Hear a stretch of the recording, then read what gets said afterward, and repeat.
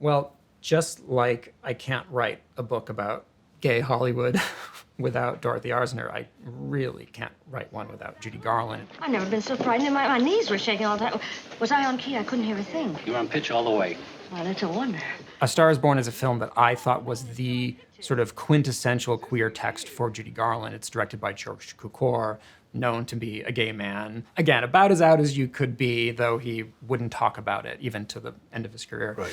But it's directed by a gay man. It is sort of Judy Garland's ultimate reemergence after her life had sort of fallen apart and she had scandal after scandal, had left MGM. She had started the second career as a performer on this international circuit and was starting to have a real out gay fan base in the post-war era. So Star is Born is the first true Judy Garland's new persona queer film, as I like to think of it. And it's also just a complete and total masterpiece. The winds grow colder, suddenly you're older. You know, when we talk about A Star is Born, one thing that we always, as gay men, tend to focus on is The Man That Got Away, which is, you know, just one of the all-time great musical numbers in the history of Hollywood. For me, that, more than any of the plot, is a kind of essential gay moment in the movie, because that scene is about the love and reverence that gay men have for Judy Garland and for any female star who has a sort of once-in-a-generation quality. And the way it's shot is so beautiful. That great beginning has seen a final inning.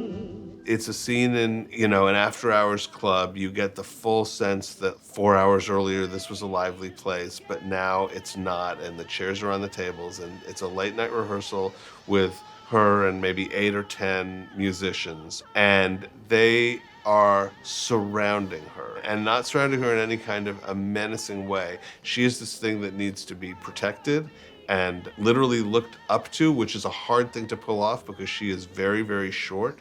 But the way the camera positions the bodies and the way Cukor stages it, it works. Looking for the man that got away.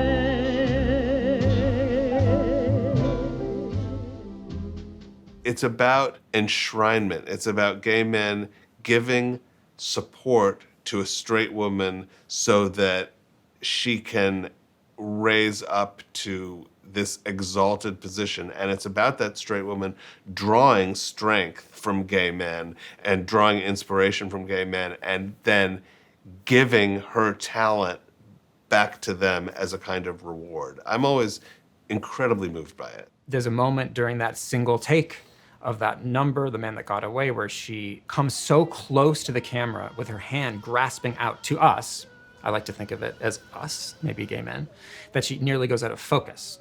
It is so intense, it is so emotional, it is probably my favorite musical number in any film, and it's just a camera planted in one space in a room. Right. And I just want to say, here we are 71 years later talking about it. This is also part of queer cultural history, and it has always been a part of it, that even as far back as the 1940s, before A Star is Born, there were certain things, certain movies, certain performers, certain performances that gay men handed down from one generation to the next. At a time when everything was coded, which is the time we're talking about, shared cultural references were a way of gay men announcing their identity to each other. You could lead with your taste. You could lead with the things that, oh, you must see. So I think it's great that we're ending with her and with A Star is Born, because it really is one of those movies that you pass along. Don't settle for the little dream, go on to the big one.